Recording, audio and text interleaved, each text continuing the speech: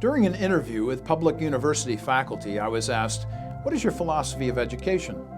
I smiled and said, "My philosophy of education is based on one word: ownership. I've always wanted my students to own their beliefs for themselves." My colleagues had not heard that response before.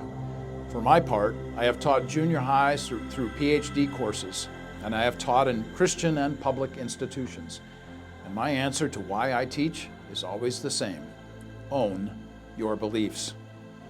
So it was with sadness that I read Zach Gottlieb's article in the LA Times titled, "The Teenage Mind is Almost Closed." Gottlieb calls out cancel culture and the lack of free speech in public education. Here is his conclusion, quote, "I see teenagers unintentionally becoming more unforgiving and judgmental rather than open-minded and compassionate. When we can't or don't talk freely, we lose the chance to find real common ground, acknowledge complexity, or grasp that even our own opinions can be malleable. If we listen only to those who already agree with us, we won't make wider connections. We won't grow." End quote. It seems that instead of students getting to own their beliefs, teens are getting owned by someone else's beliefs.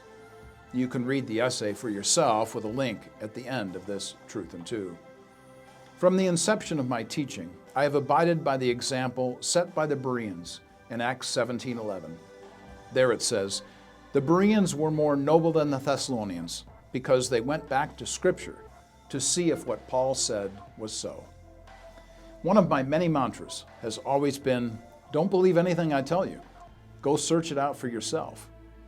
When students own their beliefs, they will be more responsible for them and practice their beliefs better. For Truth in Two, this is Dr. Mark Eckel, personally seeking truth wherever it's found.